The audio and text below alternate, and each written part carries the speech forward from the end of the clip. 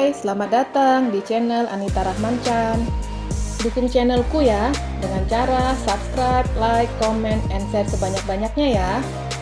Satu lagi, bunyikan loncengnya agar kalian dapat update terbaru dari novelku. Terima kasih. Episode 48. Mami, bantu aku untuk mengatakan hal ini ke Abian, pujuk anaknya. Mami gak mau. Ini semua ulah kamu. Jadi lakukan dan selesaikan sendiri, ujar Oma sembari pergi meninggalkan anaknya. Dari depan pagar terdengar suara klakson mobil, terus berulang dan membuat Abian merasa terganggu. Siapa yang terus-terusan membunyikan klakson mobil? Gerutunya sembari menyelimuti tubuh istrinya yang polos. Permainan itu membuat Aneska terlelap dengan pulasnya. Mengenakan celana panjang tanpa memakai atasan, Abian keluar dari kamarnya. Dia berjalan menuju lift dan bertemu dengan maminya. Siapa yang menyembunyikan klakson? Tanyanya. Nyonya Rona takut. Tapi dari belakang ada yang bercelatuk. Fania, celetuk Tanisa yang berjalan menghampiri adiknya dengan tongkat. Abian mengurutkan dahinya sembari menatap kakaknya. Apa yang terjadi? Tanyanya. Aku mengalami kecelakaan, sahut Tanisa melirik maminya. Nyonya Rona semakin takut. Masalah Fania belum selesai dan sekarang Tanisa. Bagaimana bisa? Tanya Abian bingung. Tanisa menatap ke maminya, dan Abian mengerti jika pertanyaan itu harus dijawab maminya. Mami? Bentak Abian. Wanita parubaya itu kaget. Iya Abian, sahutnya pelan. Katakan apa yang terjadi dengan Tanisa? Tanya Abian.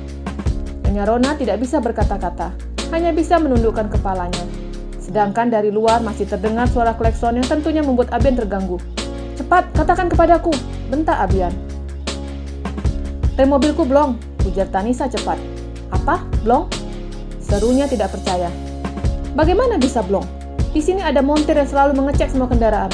Tanya Abian heran. Ini semua salah Mami. Mami ingin mencelakai Aneska. Tapi aku yang kena, teriak Tanisa. Apa? Abian menatap maminya dengan tatapan marah. Berjalan mendekati wanita parubaya itu. Apa yang dikatakannya benar? Tanyanya.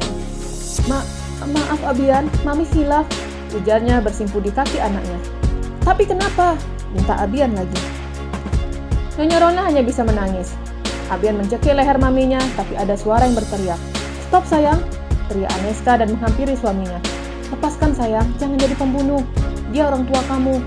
Seburuk apapun dia tetap orang tua kamu, ujar istrinya. Abian melepaskan tangannya dari leher ibu kandungnya. Dia memukul tembok untuk melepaskan semua amarahnya. Maafkan Mami, Abian, ujar Nyonya Rona. Kalau tidak ada istriku, mungkin Mami sudah aku habisi, serunya marah. Apa salahnya Aneska, Mi? Abian benar-benar marah. Aku muak sama Mami, serunya marah. Dan Bu Tati datang dengan tergopoh-gopoh. Maaf mengganggu, ujarnya dengan nafas yang ngos-ngosan. Abian menoleh ke arah wanita parubaya itu. Fania mengancam akan kembali menggugat Tuan Abian, lapor Ibu Tati. Apalagi ini? Seru Abian marah dan segera keluar istana diikuti semua penghuni istana. Dengan cepat Oma menghampiri Aneska. Aneska, jangan sampai Abian main tangan dengan Fania, ujar Oma dan berjalan beriringan dengan Aneska. Abian menyuruh penjaga membuka gerbang istana. Fania masuk ke pekarangan dengan mobil barunya. Melepaskan kacamata hitamnya dan turun menghampiri Abian. Mau apa kamu kesini? Tanya Abian. Mau menagih ini. Fania menunjukkan kertas perjanjian yang dibuatnya dengan Nyonya Rona. Abian membaca surat itu dan menoleh ke maminya. Dan lagi-lagi maminya membuat kekacauan. Aku tidak bisa memenuhi keinginanmu. Jadi, jebloskan saja aku ke penjara, ujar Abian. Oh sayang, Fania mengelus pipi Abian dan itu di hadapan Aneska. Sabar Aneska, bisik ibunya. Penjara tidak enak, lebih enak di sini, ujarnya tersenyum mengejek. Jangan banyak basa-basi. Laporkan aku ke kantor polisi, cepat! Bentak Abian. Aduh Abian, aku juga cantik dan aku juga bisa hamil, ujarnya. Apa kamu mau meninggalkan istrimu lagi di sini? Fania melirik Aneska. Di istana, nyawa istrimu terancam loh, ujarnya dan melirik ke Nyonya Rona. Abian menatap tajam ke Fania, dan yang dikatakan wanita itu benar, nyawa istrinya terancam. Oma mendekati Abian. Ada baiknya kita bicarakan di dalam, bisik Oma. Fania, ujar Oma. Iya Oma sayang, sahutnya manja. Abian baru balik, dan kami harus mendiskusikan ini semua, ujar Oma. Silakan, Oma. Fania menjentikkan jarinya ke arah pelayan. Keluarkan koperku, titahnya. Apa-apaan ini? Tanya Abian. Terlalu jauh untuk ku balik ke apartemen, jadi aku putuskan hari ini aku tinggal di sini. Dengan santai, Fania masuk ke dalam istana layaknya rumah sendiri. Kamu? Abian ingin menarik Fania, tapi Aneska memeluknya. Biarkan, sekarang kita bahas ini di ruang kerja, ujar Aneska. Akhirnya Abian dan penghuni istana masuk. Oma langsung menghampiri para penjaga. Jangan biarkan dia melewati ruang tamu. Jaga, jangan sampai dia masuk ke bagian dalam istana, titah Oma. Semua penjaga berada di ruang tamu. Mereka berdiri dengan rapat, memblok jalan masuk ke bagian dalam istana. Fania tersenyum dengan penjagaan yang super ketat. Hahaha, aku seperti penjahat saja, gumamnya sembari tertawa. Keluarga telah berkumpul di ruang kerja.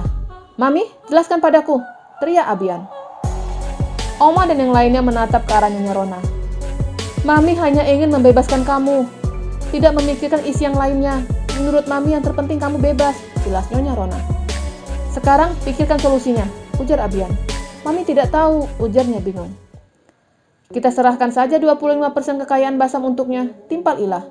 Semua langsung menoleh ke arahnya. Apa aku salah bicara? Tanyanya. Kalau 25% didapatkannya, dan dia tidak minta menjadi istri kedua, tidak masalah, ujar Abian. Lalu, sekarang bagaimana? Tanya yang lainnya. Abian, ujar Tanisa. Abian menoleh ke kakaknya. Kamu nikahi saja dia, ujar Tanisa. Apa? Abian menatap tajam ke arah Tanisa. Dengar dulu. Kamu menikah dengannya, dan setelah itu langsung ceraikan dia, jelas Tanisa. Tapi dia akan menguasai Basam Group, jadi sama saja, timpal Oma. Aneska mendekati suaminya. Nikahi saja dia, aku ikhlas, ujar Aneska. Apa? Semua menoleh ke arah Aneska. Tidak sayang, aku tidak sudi menikahi wanita ular itu, ujar suaminya. Tidak ada pilihan lain, semuanya menguntungkan Fania, saut Aneska. Aneska keluar dari ruang kerja dan berjalan menuju ruang tamu. Semua mengikutinya. Fania, ujar Aneska. Ya Aneska, saut Fania. Aku setuju kamu Abian menutup mulut istrinya. Aku tidak setuju. Silahkan kamu keluar sekarang, seru Abian marah. Oh, baiklah kalau begitu. Fania berdiri dari tempat duduknya. Aku akan pergi setelah polisi datang ke sini, ujarnya dan menghubungi pengacaranya. Tidak, aku nggak mau kamu masuk penjara. Aneska memeluk suaminya. Semua keluarga ikut menangis. Baru saja Abian bebas dan harus masuk kembali ke dalam penjara. Fania melihat drama itu. Dia tersenyum menyaksikan itu. Tidak apa-apa sayang. Yang terpenting aku tidak menikahi wanita ini. Abian melirik Fania. Abian menoleh ke maminya. Jika aku mendengar Mami masih mencelakai Aneska, aku akan membunuh Mami, ancamnya dan segera berlalu meninggalkan ruangan itu. Aneska mengikuti suaminya. Abian mempersiapkan segala keperluan yang akan dibawanya ke penjara.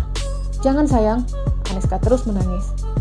Aku baru saja merasakan kebahagiaan ini, tapi sekarang kebahagiaan ini akan hilang. Aneska memeluk suaminya. Abian mengecup bibir istrinya. 2 tahun tidak lama. Aku ingin kamu menungguku, ujarnya. Di ruang tamu, Nyonya Rona bersimpu di depan Fania. Fania, Tante mohon batalkan semuanya. Tanisa mau menikah, dan Abian yang akan menikahkannya, ujarnya memohon. Fania tersenyum mengejek. Itu bukan urusanku, sahutnya. Fania, bentak Ibu Desi. Kamu seorang wanita, apa tidak ada hati nuranimu sebagai wanita? Aneska hamil, dan sekarang kamu mau memisahkannya lagi, gerutu Ibu Desi. Hamil, gumamnya. Pasti kamu bingung, kenapa Aneska tidak keguguran, ujar Ibu Desi lagi. Fania mengerutkan dahinya, terlihat dia bingung. Dia menatap Nyonya Rona. Apa benar itu semua? Tanyanya ke Nyonya Rona. Iya Fania, sahut Nyonya Rona. Tante membohongiku, serunya marah. Tante tidak membohongi kamu, tapi Aneska yang berbohong dan mengatakan kalau kandungannya keguguran, jelasnya. Terdengar suara mobil sirine polisi, dan keluarga terlihat cemas. Abian dan Aneska menuju ruang tamu. Aneska terus memeluk suaminya. Dia tidak ingin melepaskan suaminya. Beberapa polisi turun dari mobil bersama dengan pengacara Fania. Selamat sore, ujar pria berseragam coklat. Fania berbisik ke pengacaranya. Entah apa yang dibicarakan keduanya. Kami di sini membawa surat penjemputan untuk saudari Rona, ujar polisi. Apa? Semuanya bingung. Pak, kenapa dengan anak saya? Tanya Oma. Di sini dapat laporan kalau Nyonya Rona telah melanggar kesepakatan yang telah dibuatnya dengan klien kami. Jelas pengacara. Tidak, Nyonya Rona ketakutan. Dia bersembunyi di balik badan anaknya. Pengacara menunjukkan bukti tanda tangan Nyonya Rona dengan Vania. Polisi langsung membawa Nyonya Rona. Tidak, teriak Nyonya Rona berusaha melepaskan tangannya dari dua polisi. Mami, bantu aku, teriaknya. Oma menangis melihat darah dagingnya ditahan. Tanisa, teriak Nyonya Rona. Maafkan Mami, nak, teriaknya. Ilah, teriak Nyonya Rona. Maafkan Mami yang tidak pernah menganggap kamu ada, teriaknya dengan menangis. Nyonya Rona melambaikan tangannya ke arah keluarganya. Dengan berlinang air mata, dia masuk ke dalam mobil tahanan. Abian menghampiri Vania. Puas kamu, bentak Abian. Vania tidak merasa sakit hati, dia tersenyum. Maafkan aku karena telah menjebloskan kamu ke penjara, ujar Vania. Terlambat untuk mengatakan ini semua, saut Abian marah. Abian, sebenarnya aku tidak berniat menjebloskan kamu ke penjara, ujarnya. Tapi kenyataannya, ujar semuanya. Vania menghampiri Aneska. Maafkan aku, karena kamu harus berpisah dengan Abian, ujar Vania. Semuanya terlihat bingung dengan penuturan Vania. Sebenarnya, yang ingin aku jebloskan ke penjara memang Nyonya Rona, ujarnya. Apa maksud kamu? Tanya Aneska. Kembalinya Vania ke kota itu atas keinginannya sendiri. Dia ingin menemui Abian, tapi pria yang dicintainya telah menikah dan tentunya membuatnya sedih. Tapi dia tidak menyalahkan Abian, tapi menyalahkan semuanya ke Nyonya Rona. Vania menaruh dendam ke wanita parubaya itu. Sampai Nyonya Rona mengetahui keberadaannya dan menawarkannya untuk ikut terlibat dengan rencana wanita parubaya itu, yaitu memisahkan Abian dengan Aneska. Vania mau, tapi dia tidak ingin mengambil Abian kembali. Menurutnya, melihat kekasih hatinya telah bahagia membuatnya senang. Hanya melihat dari jarak jauh telah membuatnya bahagia. Dan dia mulai merencanakan agar Nyonya Rona dipenjara. Vania menceritakan semuanya. Tante Rona akan terus merusak hubungan kalian, dan sampai perjanjian ini aku buat, jelasnya. Tapi kamu mau mencelakai kandunganku, ujar Aneska. Tidak Aneska, obat itu tidak berbahaya, sahutnya. Tapi aku melihat komposisinya, ujar Aneska lagi. Vania tersenyum dan mengambil sesuatu dari dalam tasnya, obat yang sama. Dia membuka tulisan yang ada di obat itu. Ini hanya vitamin biasa, lihat. Vania menunjukkan ada 2 stiker di situ. Tapi kata Rona, dia melihat kamu membeli obat itu, timpal Oma. Iya Oma, aku memang membelinya, dan aku mempunyai teman yang bekerja di apotik. Jadi dia yang membantuku untuk mengelabui Tante Rona. Terlalu banyak kejahatan yang dibuatnya. Hanya penjara tempat yang cocok untuknya, jelas Vania. Tapi tadi kamu terlihat marah ketika mendengar Aneska tidak keguguran, timpal Tanisa. Itu hanya akting Tanisa, sahutnya. Vania memegang tangan Aneska dan membawa mendekati Abian. Kalian memang sangat cocok, dan aku tidak bisa mengambil Abian dari kamu, ujarnya ke Aneska. Vania memegang tangan Abian. Dia pantas untuk kamu.